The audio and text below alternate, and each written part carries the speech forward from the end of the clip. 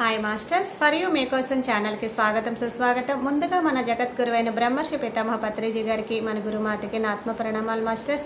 Okay masters, ముందుగా అందరికీ కార్తీక మాసం శుభాకాంక్షలు మాస్టర్స్. మన ఛానల్లోని కార్తీక మాసం ధ్యాన శివోహం జరుగుతుంది మాస్టర్స్. 30 రోజులు 30 మంది మాస్టర్లు వచ్చి మనకి ఎంతో గొప్ప ఆత్మజ్ఞానం అందిస్తారు మాస్టర్స్. ఈరోజు జ్యోతిర్లింగం నాగేశ్వర జ్యోతిర్లింగం 10వ రోజు మాస్టర్స్. ఇది ద్వారకాలో ఉంది. ఈ నాగేశ్వర జ్యోతిర్లింగం ఆత్మజ్ఞానం అందించడానికి సీనియర్ పీరియడ్ మాస్టర్ గారైన శ్వేతా మేడం మిర్యాలగూడ నుంచి వచ్చారు. మేడం గారిని సాదరంగా ఆహ్వానించుకుందాం. నమస్తే madam, welcome madam. Madam, thank you. ముందుగా మనందరి గురువైన బ్రహ్మర్షి పితామహ పత్రిజీ దంపతులకు హృదయపూర్వక ధన్యవాదాలు. అలాగే ప్రతిరోజు ఎంతో అద్భుతమైన ఆత్మజ్ఞానాన్ని బోధిస్తున్న తడవర్తి దంపతులకు హృదయపూర్వక ధన్యవాదాలు. నాకు ఇంత చక్కని అవకాశం ఇచ్చిన ఫర్ యూ ఛానల్ టీం అందరికీ హృదయపూర్వక ధన్యవాదాలు. అలాగే ఈ జూమ్ సెక్షన్ లో ఉన్న ఆత్మ బంధువులందరికీ నా హృదయపూర్వక నమస్కారాలు. నా పేరు శ్వేత, మాది మిర్యాలగూడ. ఈ రోజు జ్యోతిర్లింగం గురించి చెప్పడం అంటే నేను ఫస్ట్ టైం ఇది. అంటే ఇప్పుడు మనకు తెలియంది తెలుసుకోమంటున్నాడు పత్రి సారు. అంటే ఇది కూడా ఒక కొత్త అనుభవమే. జ్యోతిర్లింగంలో ఈ రోజు నాగేశ్వర జ్యోతిర్లింగం గురించి తెలుసుకున్నాం. ఇది గుజరాత్ లో ద్వారకా నుంచి ఒక హాఫ్ ఎన్ అవర్ పడుతుందంట. 12 కిలోమీటర్లు ఉంటుందంట అక్కడ నుంచి. అది చూడడానికి ముందు అక్కడ ఆ టెంపుల్ చూడడానికి అక్కడ మొత్తము చెరువు ఉంటుందంట. చెరువు ముందు ఒక పెద్ద విగ్రహం ఉంటుందంట. అది 125 అడుగుల ఎత్తులో శివుని విగ్రహం ఉంటదంట. అది 3 కిలోమీటర్ల వరకు కూడా కనిపిస్తూ ఉంటదంట. అది స్థల పురాణం కూడా అక్కడ చాలా బావుంది. ఏంటి అంటే అక్కడ ద్వారక, దారుకి అనే రాక్షసులు ఇద్దరు ఉంటారంట. ఆళ్ళు పశ్చిమ సముద్ర తీరంలో ఒక వాళ్ళు ఏంటి అంటే ఒక ద్వీపంలో నివసిస్తూ ఉంటారు. వాళ్ళేం చేస్తూ ఉంటారంటే, ఇక రాక్షసులంటే రాక్షస గుణాలు ఎలా ఉంటాయి అసలు, రక్త మాంసాలను ఇష్టపడేవాళ్ళు.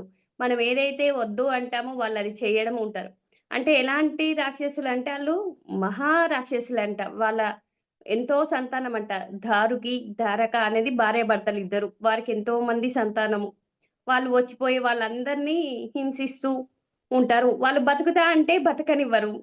నేను చనిపోతానంటే చనిపోనియ్యరు. అట్లా ఉంటుందన్నట్టు రాక్షస గుణాలు అంటే.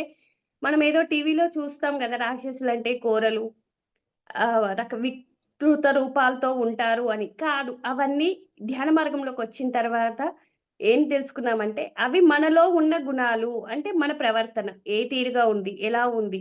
మన ప్రవర్తనని బట్టి, మన గుణాలను బట్టి మనం ఆ తత్వంలో ఉన్నామని అర్థమవుతుంది. ఈ స్థల పురాణం గూడా చాలా బావుంది. ఇది దక్షయజ్ఞం చేస్తున్నప్పుడు శివుణ్ణి పిలవలేదంట. అప్పుడు సతీదేవికి కోపమొచ్చి అక్కడ జరుగుతున్న ఆ హోమంలోనే భస్మమైపోతదంట. ఆ విషయం శివుడు తెలుసుకొని నా భర్తని పిలవలే, అమ్మ వాళ్ళ ఇల్లే గదా అని ఎళ్ళింది. దక్షయజ్ఞంలో సతీదేవి ఏంటి అంటే, దీన్ని బట్టి మనం ఇక్కడ ఒక విషయం గూడా గ్రహించాలి. అంటే పిలవని పేరంటాలకు మనం ఎక్కడికి వెళ్ళకూడదు. పిలిచినా వెళ్ళడమే కష్టం. అంటే పిలవకుండా వెళ్ళడం అంటే అది ఇంకా కష్టం. ఎందుకంటే సతీదేవికే అవమానం జరిగింది. భర్తని విలువలేదు. ఏదో నాన్న మర్చిపోయాడేమో పనిలో ఉండి కూతురే కదా అనుకుంది. మర్చిపోలే. కానీ తనని శివుడిని అవమానించాలని దక్షపతి మహారాజు ఆయన అవమానించాలని అలా చేయడం జరిగిందంట. ఆ అవమానం తట్టుకోలేక సతీదేవి అక్కడ దేహత్యాగం జేసింది. ఆ సతీదేవిని తీసుకొని వెళ్తూ ఉన్నప్పుడు ఆయనకు చాలా అన్నీ ఒక్కొక్క చోట ఇప్పుడు ఒక్కొక్కటి పడిపోయిందంట. అవి కూడా 108 శక్తి క్షేత్రాలుగా కూడా ఏర్పడ్డాయి. ఇది జ్యోతిర్లింగాల గురించి చెప్తున్నాం కదా! అయితే అక్కడ ఆయనకు అవమానాన్ని తట్టుకోలేక భూమి మీదక ఒక సముద్ర తీరంలో ఉండిపోయాడంట. అక్కడ పాండవ వనంలో పాండవరాజు వాళ్ళందరూ పుత్రులు ఆవుల్ని తీసుకొని వెళ్ళేవారంట అక్కడికి. అక్కడికి వెళ్తూ ఉంటే ఆవు ఏం చేసేదంట, అక్కడ గూడా శివునికి అవమానం జరిగిందంట. అవమానం జరిగితే ఆ సముద్రంలో శివలింగంగా ఉండిపోయాడంట లోపట. ఆ ఆవులు కాసే వాళ్ళు ఏం చేశారో అది గమనించారంట. ఏంది అంటే ఆవు పొదుగు నుంచి వెళ్లి ఆ నదిలో పాలధారగా కారుతుందంట. ఆ ఆవు పొదుగు నుంచి పాలధారగా కారుతుంటే పాండవరాజులు వాళ్ళు అది గమనిస్తారంట. ఏంది భీముడు గమనించి తన గదతో ఆ సముద్రాన్ని కొట్టినప్పుడు అక్కడ నీళ్లు రావంట. రక్తం కారుతూ ఉంటదంట. రక్తం కారుతుంది ఏంది అని చూస్తే అక్కడ శివలింగం ఉందంట. అదే ఇప్పుడు నాగేశ్వర జ్యోతిర్లింగం. అంటే అక్కడ ఉన్నాడంట. మళ్ళీ దానికి కూడా ఇంకొక పురాణ గాథ గూడా ఏంది అంటే, అక్కడ ఇద్దరు రాక్షసులు ఉంటారు. వాళ్ళు బాగా రాక్షస హింస అంటే ఎవరిని ఏమన్నా గాని రాక్షస గుణాలు ఉన్నాయి. రాక్షసులు కాబట్టి శివుడు ఏమనకపోయేదంట. కానీ ఎవరైనా పరమ భక్తుల్ని హింసిస్తే మాత్రం ఊరుకోడంట. అక్కడ దారకి అనే ఆమె పార్వతీదేవిని ప్రత్యక్షం చేసుకొని ఆమె ఎప్పుడు సుమంగళిగా ఉండాలి అని కోరుకుందంట. కోరుకున్నాక వాళ్ళేందిగా రాక్షసులంటే వరాలు పొందినాక ఎలా ఉంటది వాళ్ళది మళ్ళీ యథాస్థానంగానే ఉంటదన్నట్టు. నాకిక పార్వతీదేవి నుంచి వరం వచ్చింది. నాకేం కాదు కాబట్టి మనం ఏం చేసినా చెల్లుతుందని మళ్ళీగా మానవులందరిని హింస చేయడం. ఆ హింస చేస్తూ ఉన్నప్పుడు భృగు మహర్షి కొడుకుకు చెప్తారంట. ఇలా ఆహ్, ద్వారకా వనంలో మొత్తము హింస జరుగుతుంది. ఆ రాక్షసులు ఎవ్వరిని సముద్ర ప్రయాణం చేసినా ఎవ్వరిని కూడా సుఖంగా ప్రయాణం చేయనీయట్లేదు. హింస చేస్తున్నారు. హింస చేస్తున్నారని చెప్తూ ఉంటే, వాళ్ళ కొడుకు ఒక శాపం పెడతాడంట. ఈ రాక్షసులు ఎక్కడున్నా నాశనం అయిపోవాలని. మళ్ళీ వాళ్ళని ఇగ వాళ్ళు అక్కడి నుంచి సముద్ర తీరం లోపలికెళ్ళి వాళ్ళొక భవనాన్ని నిర్మించుకుంటారు. ఒక వనాన్నే నిర్మించుకుంటారంట రాక్షసులు. అక్కడ ఇగ సముద్ర తీరం లోపలికి వెళ్ళిపోయారు గదా! ఇగ సముద్రంలో వాళ్ళకేం దొరుకుతాయి, ఏం దొరికాయి అంత కాదు. ఓడలో ప్రయాణించే వాళ్ళని హింసించేవాళ్ళు. ఓడలో ప్రయాణించే అందులో సుప్రీముడు అనేది ఆయన బాగా ప్రియ భక్తుడంట. భక్తుడంటే మన ఇంట్లో చేసే అరగంట పూజ, గంట పూజకి భక్తుడు కాదు. ఆళ్ళు ఆ స్థాయిని పెంచుకున్నారన్నట్టు.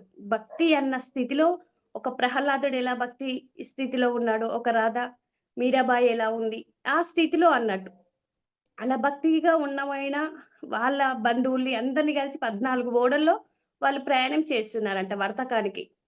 వెళ్తూ ఉంటే వాళ్ళందరిని బంధించి, రోజు కొంతమందిని సుప్రీం అన్న బంధువుల్ని రోజు కొంతమంది ఆ రాక్షసులు తింటూ ఉన్నారంట. తింటూ ఉంటే వాళ్ళ అక్కడ చెరసాలలో సుప్రీంని గూడా బంధిస్తారు. అప్పుడు ఆయన ఏం చేశాడంటే, పూజ చేయడానికి వీలు లేదు కాబట్టి, ఏ విధంగానైనా పూజ చేయాలి అని అక్కడ ఉన్న దుమ్ము, ధూళిని ఒక దగ్గరకి చేర్చి, దాంట్లో కొంచెం వాటర్‌గా పోసి, ఒక పార్థవలింగాన్ని తయారు చేయడం జరిగిందంట. ఆ పార్థవలింగాన్ని తయారు చేసి అయితే వాళ్ళు ఓం నమ శివాయ అని పంచాక్షరి మంత్రాన్ని జపిస్తూ ఉంటే, చెరసాలలో వాళ్ళుంటారు గదా! కాపలాదారులు. రాక్షస గణం ఉంటుంది గదా! వాళ్ళు ఇక్కడ పంచాక్షరి మంత్రం జపించకూడదు. కావాలి అంటే దారకి, దారక అని జపించు అన్నారంట. అంటే పరమ భక్తుడు కాబట్టి ఆయన మానలేదు. ఆ విషయము ఆ రాక్షసులకి తెలిసిందంట. ఆ రాక్షసులకి తెలిసిన తర్వాత రాక్షసులు ఆయనని సుప్రీంని చంపడానికి వస్తారంట. అప్పుడు పరమ భక్తుడు గదా! ఆయన అక్కడున్న ధూళిని ఒక శివలింగంగా చేసి పూజ చేస్తున్నాడు అంటే ఎంత శివభక్తి కలిగి ఉంది. అప్పుడు శివుడు ప్రత్యక్షమవుతాడంట. ఆ లింగం నుంచే కొన్ని శక్తులు, కొన్ని సూర్యకాంతులతో శివుడు ప్రత్యక్షమవుతాడంట. ప్రత్యక్షమయ్యి వాళ్ళని శపిస్తూ ఉంటాడంట. ఎంత పరమ భక్తుడు, నా భక్తుల్ని నీవు ఇంత హింస చేస్తావా? నీకు శాపం పెట్టినా అంటే భర్తను చంపనీకి పోతది. అప్పుడు పార్వతీదేవి వస్తదంట. పార్వతీదేవి వచ్చి, "నా భక్తుల్ని ఎందుకు నీవు ఇలా చేస్తావు? నేను తనకి వరం ఇచ్చాను. సుమంగళిగా ఉంటానని. ఇప్పుడు భర్తని చంపకూడదు." అంటే అప్పుడు సరే ఇక్కడికి వచ్చిన భక్తుల్ని ఎవ్వరిని హింస చెయ్యకుండా అందరూ అంటే ఇప్పుడు పూజించాలి అంటే ఇగ అక్కడ ఆ శివుడు అక్కడే శివలింగంలో ఆయన శక్తి శివలింగంగా ఉండిపోయాడంట. అదే నాగేశ్వర లింగం. అక్కడ శివుడిని నాగేశ్వరుడని, పార్వతీదేవిని నాగేశ్వరి అని పిలుస్తారంట. ఇప్పుడున్న టెంపుల్‌ని అది ఇంతకుముందు ఆల్రెడీ శిథిలావస్థకు వస్తే దాన్ని గుల్షన్ మహారాజు ఆయన స్ టీసీ అధినేత దాన్ని పునర్నిర్మాణం చేశాడంట. అప్పుడే అది 2,00,00,000 అయ్యిందంట. ఇప్పుడు మనకు కనిపించే టెంపుల్ అది పునర్నిర్మాణం జరిగిందంట. దాని చుట్టూ చెరువుంటదంట. అందరూ పండగలప్పుడు అందరూ ఆ చెరువుని స్నానం చేసి అక్కడున్న నాగేశ్వరుడిని దర్శించుకునేవాళ్ళంట. అప్పటినుంచి ఇక రాక్షసులు ఏమి చెయ్యకుండా అంటే మానవుల్ని కూడా ఏం చేయట్లేదు. ఎవరిని ఏం చేయకుండా నువ్వు భక్తుల్ని ఏం చేయకూడదు అంటే ఇప్పుడెలా ఉండాలి అంటే మనం అక్కడ కాపలా ఉంటేనే గదా! వాళ్ళు చెయ్యండి అని అక్కడ ఆ జ్యోతిర్లింగంలో వాళ్ళు అక్కడే ఉండిపోయారంట. అది అక్కడ ఎవరైతే దర్శించుకుంటారో వాళ్ళందరికీ ముక్తి మార్గాన్ని, మోక్ష మార్గాన్ని అక్కడుండి మోక్ష మార్గాన్ని ప్రసాదిస్తానని ష్ నాగేశ్వరుడిగా ఆయన వాగ్దానం చేశాడంట ఆ సుప్రీంకి. ఇక్కడే కొలువుదీరి ఉంటాను నేను. అది ఎంత అంటే అక్కడ మనం వెళ్ళి వచ్చినా కూడా మన కష్టాలు పోతాయని ఎంత అంటారు. ఎందుకు పత్రి సార్ ఏమన్నాడంటే, మనము ఒక ఆత్మజ్ఞాని మనం తీర్థయాత్రలు చెయ్యడంట. తనలోకి తాను ప్రయాణం చేస్తాడు. తనలోకి తాను ప్రయాణము అంటే శ్వాస మీద ధ్యాస ధ్యానం చేసి మన అంతరంలోకి ప్రయాణం చేస్తాడు కానీ తీర్థయాత్రలని స్పెషల్‌గా వెళ్ళడు. ఎందుకు వెళ్ళడు అంటే అక్కడ ఉంటది మనకు పత్రి సార్ ఏమంటాడంటే పురావస్తన దేవాలయాలకు కూడా వెళ్ళాలి. ఎందుకు అంటే అక్కడ ఎనర్జీ ఉంటుంది. వెళ్లి మనం అక్కడ ధ్యానం చేయాలి. దేవాలయం అంటారు. దేవాలయము అంటే ఈ దేహమే దేవాలయం అని పత్రి సార్ చెప్పాడు. దేహమే దేవాలయం అన్నాడు. అంటే మనము దేవాలయానికి వెళ్లి వచ్చామంటాం. కానీ అది రాంగ్ అంటాడు. అది దేవాలయం కాదు మనం వెళ్లి వచ్చింది. విగ్రహాలయానికి వెళ్లి వచ్చాము అని చెప్పాలి. అంటే మన మాటని కూడా సరిచేసేది ఒక సద్గురువే. అంటే ఎలా మాట్లాడాలి? మనము దేవాలయానికి వెళ్లి వచ్చాము అంటే, అక్కడికి వెళ్లి మనం ధ్యానం చేసి శ్వాస మీద ధ్యాస ధ్యానం చేస్తే దేవాలయానికి వెళ్లి వచ్చాను అని ఉచ్చరించాలి అని చెప్పడం జరిగింది. అంటే మనం ఎప్పుడైనా సరే విగ్రహాలయానికి వెళ్లి వచ్చాను. విగ్రహాన్ని దర్శించుకున్నాం. అంతే అక్కడికి వెళ్లి మనం ధ్యానం చేస్తేనే దేవాలయానికి వెళ్లి వచ్చామన్నది చెప్పాలి. అదే ఉచ్చరించాలి. మనం అసలైన ఆరాధనని చేయమన్నాడు పత్రి సారు. మనకు 18 ఆదర్శ సూత్రాల్లో 14వ సూత్రం విగ్రహారాధన వద్దు. సత్యారాధన చేయమన్నాడు. సత్యం అంటే ఆత్మ. ఆత్మారాధన చేయమన్నాడు. ఆ ఆత్మ ఎక్కడుంది? సత్యం అంటే అసలేంటి? సత్యం అంటే నిత్యమైంది, శాశ్వతమైంది. యుగాలు మారినా, తరాలు మారినా మార్పు చెందదు. అలాంటి సత్యమే ఆత్మే. ఆత్మ అంటే భగవంతుడు, పరబ్రహ్మ. ఆయనకసలు పేర్లే లేవు. కానీ మనం అలా పిలుచుకుంటాం. ఎప్పుడూ ఒకేలాగా ఉంటుంది. ఏది మారినా మార్పు చెందకుండా ఉండేదే సత్యం. నిజం ఒకప్పుడు ఉంటుంది. మళ్ళీ తర్వాత ఉండదు. కాబట్టి నిజం అంటే ఇప్పుడేంటి? ఇప్పుడు నేను ఈ శారీలో ఉన్నా. ఇంకాసేపటికి డ్రెస్ ఏసుకుంటా. అది నిజమే కదా! అది నిజం. అంటే ఒకప్పుడు ఉంటది. ఒకప్పుడు ఉండంది నిజం. సత్యం ఎల్లకాలం ఉంటుంది. అది ఎన్ని యుగాలు మారినా, తరాలు మారినా మార్పు చెందకుండా ఉంటుంది అంటే సత్యం. ఆ సత్యాన్ని పట్టుకోవాలి. సత్యారాధన చేయాలి అన్నాడు. కానీ మనం వెళ్ళొచ్చు. గురువుల సమాధి దగ్గరికి వెళ్లి అక్కడ చేసే మూడింతలు అధిక శక్తి ధ్యానం ఉంటుంది అంటారు. ఎందుకు? అంటే మనం ఆ స్థల పురాణాన్ని తెలుసుకొని, పురావస్తు ఉన్నయి, పురాతనమైనయి దేవాలయాలకు వెళ్లి మనం ధ్యానం చేయాలి అంటారు. అక్కడ ఆ ఎనర్జీ ఉంటుంది.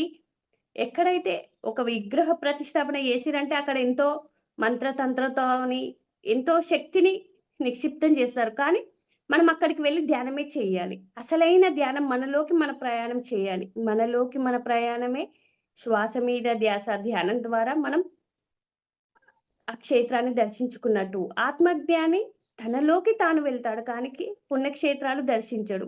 మనం పుణ్యం వస్తుంది అంటాం. పుణ్యం అంటే ఏంటి? భోగవంతమైన జీవితం. భోగాలు అంటే మన శరీరానికి సుఖాలు ఉండడమే భోగవంతమైన జీవితం. పుణ్యం అంటే బంగారు సంకెళ్ళు జీవితం అని తటవర్తి రాఘవరావు సార్ చెప్పడం జరిగింది. అంటే బంగారు జీవితం బంగారు సంకెళ్ళైనా మనకవి సంకెళ్ళే గదా! అంటే సంకెళ్ళు లేని జీవితాన్ని మనకు పత్రి సార్ ప్రసాదించాడు. అంటే ఇది ఒక ధ్యానం ద్వారా మాత్రమే సాధ్యమైతది తప్ప ఎలాంటి పూజల ద్వారా కానీ, స్తోత్రాల ద్వారా కానీ మనం ముక్తిని, మోక్షాన్ని పొందలేమని చెప్తారు. ఎందుకు అంటే అసలు మనకు ఆదిశంకరాచార్యులు కూడా పూజలు అని ఎందుకు పెట్టాడు? ఎవ్వరు ఖాళీగా ఉండొద్దు. ఆయన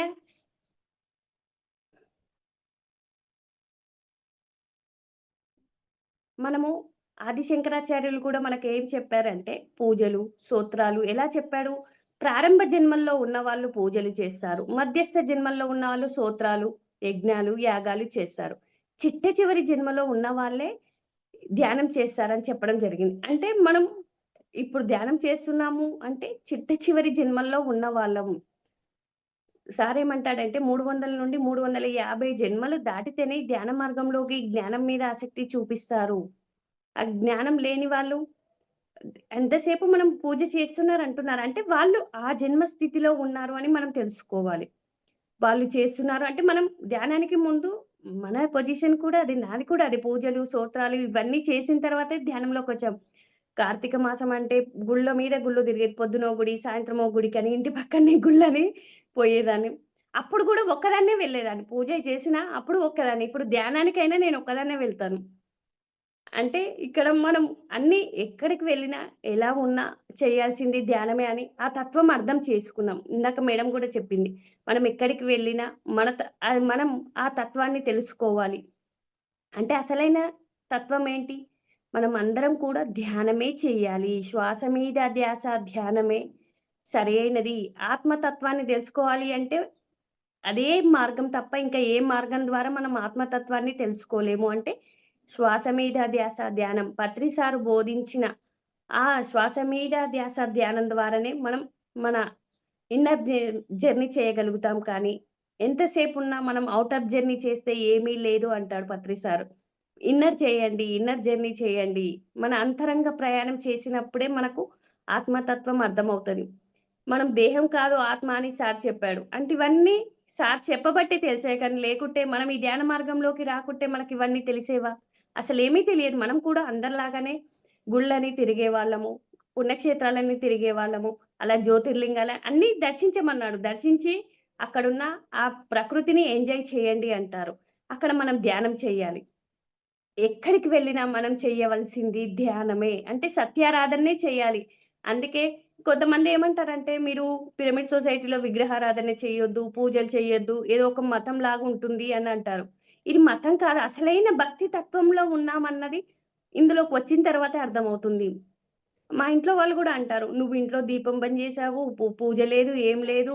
ఇలా ఉంటున్నావు. ఎందుకు ఇన్ని కష్టాలు, నీకిన్ని సమస్యలొస్తున్నాయి" అంటారు. మా అక్క వాళ్ళు అందరూ అంటారు. అంటే మీరు ఒక పటంని బెట్టి, ఒక ప్రదేశానికి, ఒక పటానికి మాత్రమే మీరు భగవంతుడని పరిమితంగా మాట్లాడుతున్నారు. కానీ నేను భగవంతుడు లేని చోటంటూ లేదు. అంతటా ఉన్నాడు అని నేను చెప్తూ ఉంటాను. అసలైన సత్యారాధన చేస్తున్న నేను కష్టాలొస్తున్నాయంటే పూజలు చేసే వాళ్ళకి కష్టాలు లెవ్వా? ఉన్నాయి గదా! బాధలు లెవ్వా? ఉన్నాయి గదా! సమస్యలు లేవా? వాళ్ళకి కూడా ఉన్నాయి. నాకే అంటే అది నా కర్మానుసారం ఏదైతే ఉందో అది నేను అనుభవిస్తూనే పోతది గదా! ఆ సత్యం తెలుసుకున్నాం కాబట్టి అదంతా ఏం కాదు. నేను అసలైన సత్యారాధనే చేస్తున్నా. అసలైన భక్తి మార్గంలో నేనున్నానంటూ అంటే ఆళ్ళు ధ్యానం చేస్తారు గానీ అంత ఎక్కువగా చేయరు. ఎప్పుడో ఒకసారి చేస్తారు. మనం ఇది ధ్యానాన్ని అనునిత్య సాధనగా చేసినప్పుడే దాని రుచి అన్నది తెలుస్తది. ఒకరోజు చేసి, ఒకరోజు మానేస్తే అది మనకర్థం కాదు. దాన్ని ఒక డ్యూటీలాగా కాకుండా దాన్ని ఆస్వాదించాలి. అసలు తత్వాన్ని ఆనందం అంటే ఎలా ఉంటుంది అన్నది మనం సరియైన సాధన చేసినప్పుడే అర్థమవుతది. మనం చూడండి 3 గంటలు ధ్యానం చేస్తాము. 3 నిమిషాల్లో గడిచిపోయిందంటే ఏమంటాం అప్పుడు? అబ్బా! ఇప్పుడే 3 గంటలు గడిచిపోయిందా? అంటే మనకే అనిపిస్తది. ఆనందం ఎవరితో ఉంటున్నాం? ఆ పరమాత్మతో ఉన్నప్పుడు ఆనందం కలుగుతది. అంతే తప్ప మనము ఎవ్వరు విగ్రహాన్ని పూజిస్తే తృప్తి మాత్రమే కలుగుతది. ఎందుకంటే అక్కడ అన్ని పూలు పెట్టాము, ఈ నైవేద్యాలు పెట్టాము. ఎంతసేపు ఇంతే ఉంటుంది. అన్నిటికి మనము అక్కడ చూసి అలంకారాన్ని చూసి మురిసిపోవడం కాదు. ఆ అలంకరణ అన్నది మనలో ఉండాలి. మన ఆత్మలోని చూసుకోవాలి అన్నది ధ్యాన మార్గంలోకొచ్చినాక అర్థమైంది. ఈ జ్యోతిర్లింగాల ద్వారా మనం ఏం తెలుసుకోవాలి అంటే, లింగ రూపంలో ఉన్నది భగవంతుడు. అక్కడ శిలలుగా ఉన్నది సారు చాలా చాలా తక్కువ స్థాయి అని చెప్పాడు. మనకు ఖనిజాలు చాలా తక్కువ స్థాయిలో ఉన్నాయి. అన్నిటికంటే ఎక్కువ శక్తి కలిగినది మానవుడు అన్నాడు. శిలలు ఏమంటే ఒక దగ్గర మాత్రమే ఉంటాయి. ఆ శిలలైనా సరే రాళ్ళని మనం కదిలిస్తే కానీ ఒక శక్తిని బట్టి మనం కదిలిస్తే కానీ అవి కదలలేవు. ఒక దగ్గర మాత్రమే ఉంటాయి. కానీ మానవుడు కదులుతాడు, తిరుగుతాడు, ఏమైనా చేయగలుగుతాడు, ఆలోచించగలుగుతాడు, మాట్లాడగలుగుతాడు. ఈ శక్తి ఎంత గొప్పది. సారు తటవర్తి సారు ఒక కాన్సెప్ట్ చెప్పాడు. రాయి, ఆత్మ అని. అంటే రాయి ఒక చోట మాత్రమే ఉంటుంది. ఆత్మ సమస్తము ఆత్మ చైతన్యంతో నిండి ఉంది. రాళ్ళకు రకరకాల రంగులుంటాయి. కానీ ఆత్మకు రంగులు లేవు. అలా ఎన్నో రకాలుగా, ఎన్నో విధాలుగా చెప్పాడు. అంటే మనం ఇక్కడ ఎంత బాగా అర్థం చేసుకుంటే తటవర్తి సార్ కూడా విగ్రహారాధన మీద 126 ఎపిసోడ్‌లు చెప్పాడు. అంటే దగ్గర దగ్గర దాదాపు 4 నెలలు ఒక కాన్సెప్ట్ మీద చెప్పాడు. ఆత్మజ్ఞాని పుణ్యక్షేత్రాలకు వెళ్ళడు. ఆత్మలోకి వెళ్తాడు అని ఈ విగ్రహారాధన మీదనే 126 ఎపిసోడ్‌లు చెప్పడం అంటే 4 నెలలు ఒకే సబ్జెక్టు మీద చెప్తే ఎలా ఉంటది? మనకు బోర్ రావాలి కదా! ఏంటి అస్తమానం ఇదే చెప్తున్నారంటే ఎన్ని కోణాల్లో చెప్పాడు అన్నది అర్థం చేసుకోవాలిక్కడ. అంటే మనకు ఏ కోణంలో చెప్తే మనకర్థమైతేనే కదా ఆచరించేది. అర్థం కాకుంటే ఆచరించం. మన ఇంట్లో కూడా మేము ఇంతకు ముందే చెప్పాను. 2, 3 సంవత్సరాల క్రితమే మేము ఇల్లు కట్టిన ఎలాంటి నేను దేవుని కోసమని స్పెషల్‌గా ఒక ప్లేస్ కేటాయించుకోలేదు. ఎందుకంటే భగవంతుడు అన్నిట్లల్లో ఉన్నాడు, అంతటా ఉన్నాడు అన్న సత్యం తెలుసుకున్నాను కాబట్టి, ఆ విధంగానే గురువు ఏదైతే చెప్పాడో అది ఆచరించనీకే ప్రయత్నం చేస్తున్నాను. ఆచరణకే ఇంపార్టెంట్ తప్ప మనం ఎన్ని పూజలు చేశాము, ఎన్ని స్తోత్రాలు చదివాము అన్నది ముఖ్యం కాదు. దానికి ఆచరణ ముఖ్యం. గురువులు కూడా ఎంతోమంది ఎన్నో రకాల పూజలు చేయండి అని చెప్తారు. ఎంతసేపు పూజ అన్నది మనం ఒక మెట్టుతోనే ఆగిపోతాం. అట్లా ఆగిపోవద్దు కదా! మనం ఆత్మ ఉన్న స్థితి నుంచి ఉన్నంత స్థితికి ఎళ్ళాలి. మనలో దైవిక గుణాలున్నాయి.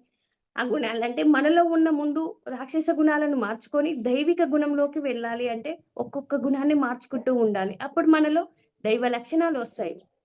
మనమే దేవుళ్ళమని చెప్తున్నాడు గదా! Patri sir you are a god అంటాడు. ఎప్పుడైనా Patri sir god, co creators అంటారు. మనమే సహ సృష్టికర్తలం అంటారు. అంటే మనం ఎలా ఉంటుంది మనకు సృష్టి అంటే ఇంక మనకు మన నుదిటి పైన రాత రాసేది బ్రహ్మ అని మనకు ధ్యానం రాకముందు అలా ఉంటుంది. కానీ ఇప్పుడేం మనం తెలుసుకున్నాం? మన నోటి నుంచి వచ్చే మాటే మన నుదిటి మీది వ్రాత అని తెలుసుకున్నాం. అంటే ఇంకొక బ్రహ్మ వేరుగా లేరు. మనమే ఆ బ్రహ్మ.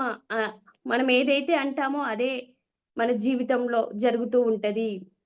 మన నుదుటిన రాయబడుతుంది అని తెలుసుకున్నాము అంటే, ఇంత అద్భుతంగా ఈ జ్ఞానం ఇచ్చాడు సార్ అంటే, మనం ఎన్నో జన్మల పుణ్యఫలం చేసుకున్నాం గాబట్టే, ఈ ధ్యాన మార్గంలోకి రాగలిగాము. మనం ఎక్కడికి వెళ్ళినా చెయ్యవలసింది శ్వాస మీద ధ్యాస, ధ్యానమే చెయ్యాలి.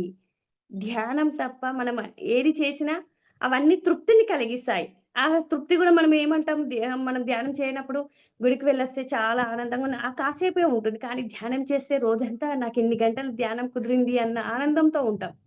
ఆ అసలైన ఆనందాన్ని పొందాలి. అసలైన ఆత్మజ్ఞానాన్ని మనం తెలుసుకోవాలి. అంటే మనలోకి మన ప్రయాణం చేయాలి. ఎప్పుడైతే మనలోకి మన ప్రయాణం చేస్తామో ఆ ఆత్మానందం అన్నది మనకు అనుభూతి చెందగలుగుతాం. ఆత్మని దర్శించగలగాలి అన్నారు. అంటే అదే గదా! ఆత్మ సాక్షాత్కారం అంటే ముక్తిని పొందడం, మోక్షం పొందడం. ఏదో చనిపోయిన తర్వాత వచ్చేది కాదిది. బతికి ఉండగానే ఆనంద స్థితిని మోక్ష స్థితి అంటారు. అంటే మనం అన్నిటి నుంచి బయటపడాలి. దుఃఖాల నుంచి, సమస్యల నుంచి బయటపడడమే మోక్షము అంటారు. వేటి మీద మోహము, క్షయము లేకుండా ఉండడమే మోహక్షయము అంటారు. అదే ముక్తి అంటారు. మనం చనిపోయిన తర్వాత వచ్చేది కాదు. ఇది ఎవరికి వాళ్ళు స్వయంగా సంపాదించుకునే సాధన.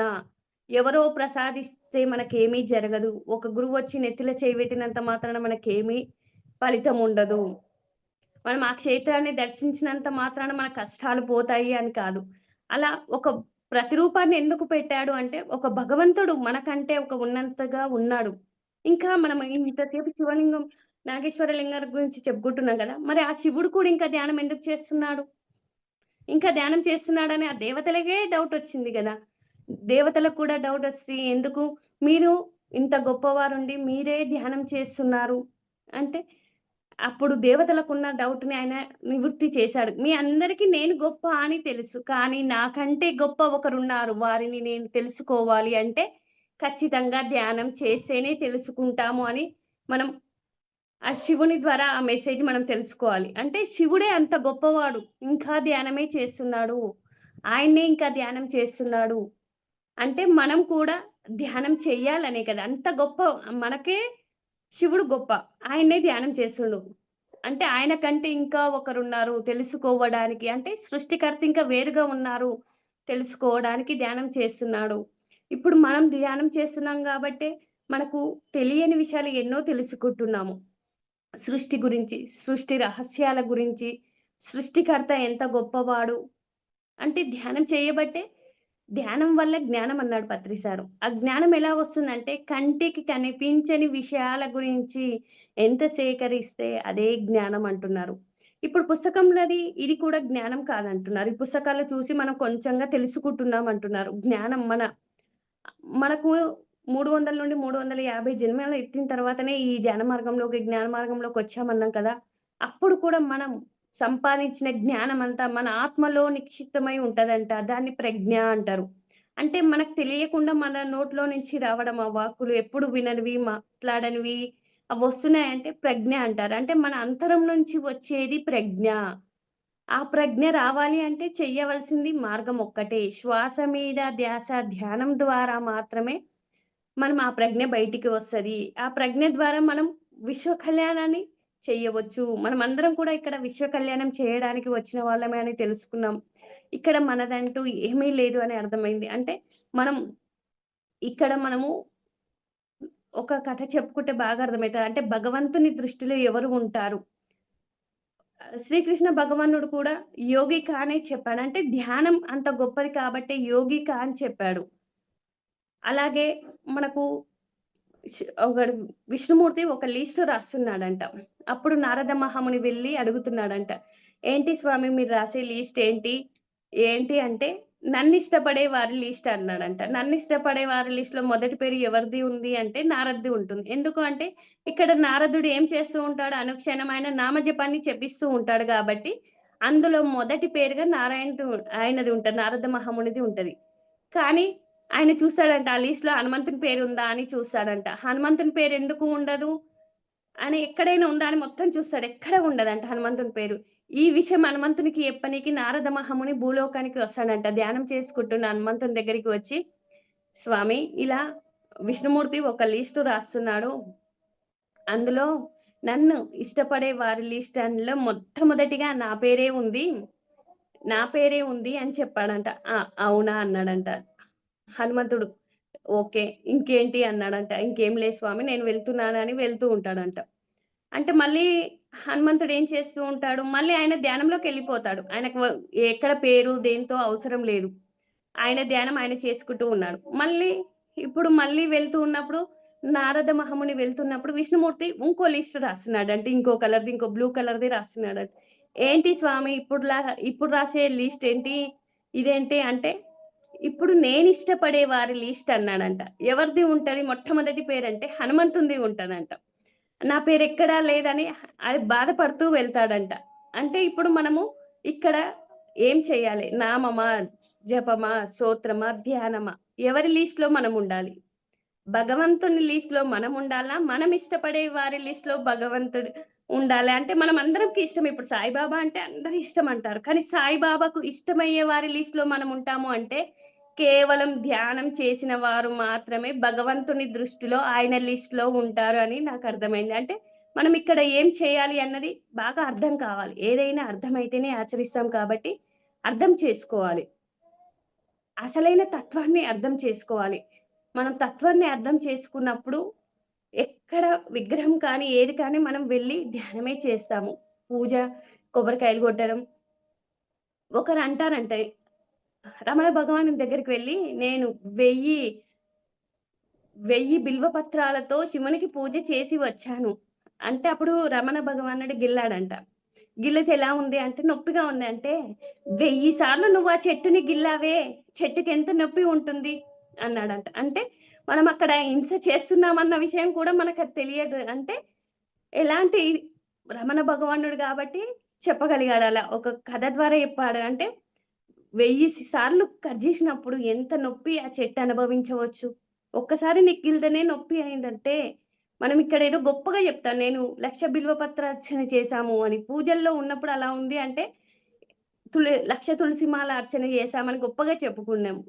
అంటే అక్కడ మనం ఆలోచించలే అసలు. అక్కడ ఆ చెట్టులో కూడా పరమాత్మ ఉన్నాడు. తనకి నొప్పి ఉంటుంది అన్నది ధ్యాన మార్గంలోకొచ్చిన తర్వాత అర్థమైంది. అంటే మనం తత్వాన్ని అర్థం చేసుకున్నప్పుడు తెంపం గదిప్పుడు.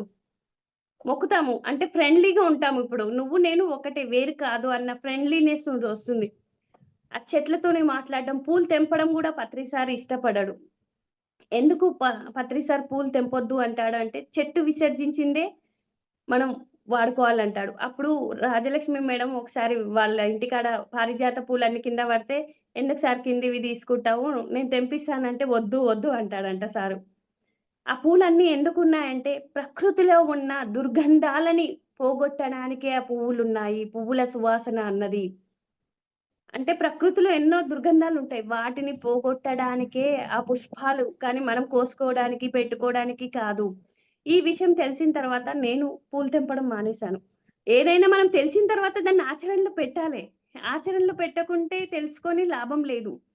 అందరంటారు, "నువ్వు పూలు గూడా పెట్టుకోవు" ఏంటి అన్నీ అంటే, ఆ తత్వం తెలిసినప్పుడు ఇప్పుడు బతుకమ్మ పండుగ రోజు అన్ని పూలు తెచ్చి బతుకమ్మను పేరుస్తుంటే నాకు అసలు ఏంటి నా ఫీలింగ్, మా అమ్మ ఏమో పేరవమని గోల. అన్ని పూలను కట్ చేసిర్రు అవెంత బాధపడుతున్నాయో. మన మన సంతోషాల కోటి వాటిని హింసించాము అన్న అవగాహనొచ్చింది. అందుకే సార్ మనం పిరమిడ్ సొసైటీలో పువ్వులని గాని, ఎక్కడ పూలు తెంపడము, పెట్టడం గాని ఉండదు. ఎందుకంటే అర్థం చేసుకున్న వాళ్ళు ఆచరిస్తారు. ఆచరణ లేకుండా మనం ఎంత చెప్పినా అది వ్యర్థమే. నాకు ఇంత చక్కని అవకాశం ఇచ్చిన ఫర్ యూ ఛానల్ టీమ్ అందరికి హృదయపూర్వక ధన్యవాదాలు. అలాగే ఈ జూమ్ సెక్షన్‌లో ఉన్న ఆత్మ బంధువులందరికీ హృదయపూర్వక ధన్యవాదాలు. ఇంత అద్భుతంగా జ్ఞానాన్ని మనకు ప్రసాదించిన పత్రి సార్ దంపతులకి, తటవర్తి దంపతులకు హృదయపూర్వక ధన్యవాదాలు. Thank you madam. Thank you. Thank you. Thank you madam, thank you so much madam. For you మీకోసం మన ఛానల్కి వచ్చి ఎంతో గొప్ప ఆత్మజ్ఞానం అందించిన మాస్టర్లందరికీ, శ్వేత గారికి, పద్మావతి గారికి, ప్రతిభ గారికి ధన్యవాదాలు తెలుపుకుందాం మాస్టర్స్. అలాగే మాస్టర్స్ ప్రతినిత్యం ఎరుకతోటి ధ్యానం, స్వాధ్యాయం, సజ్జన సాంగత్యం చేద్దాం మాస్టర్స్. అందరి చేత చేయిద్దాం మాస్టర్స్. వైజాగ్కి మెగా పిరమిడ్ రావాలని పరమ గురువుల కోరిక, పత్రి గారి కోరిక, పత్రి మేడం కోరిక. మనం అందరం సంకల్ప ధ్యానం చేసి వైజాగ్కి మెగా పిరమిడ్ వచ్చేలా చేద్దాం masters. Thank you masters. Thank you. Thank you.